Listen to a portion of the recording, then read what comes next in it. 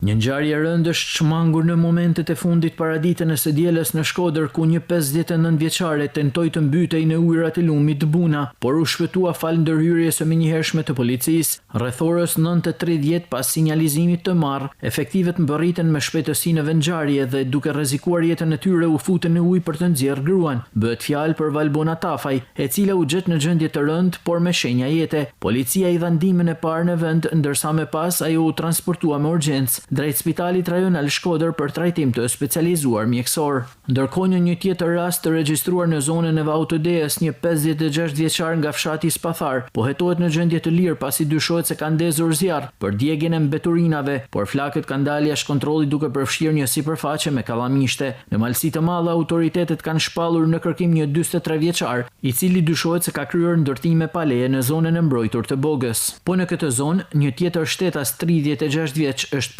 proceduar për dhunë psikologjike ndaj bashkëshortes së tij, ndërsa në Shkodër një 37 vjeçare nga fshati Renc ka kërkuar ndihmë mjekësore në spital pasi dyshohet se ka konsumuar mbi dozën e lejuar medikamente që i përdorte prej vitesh për kurim. Rasti është duke u verifikuar nga autoritetet për të sqaruar rrethanat e plota.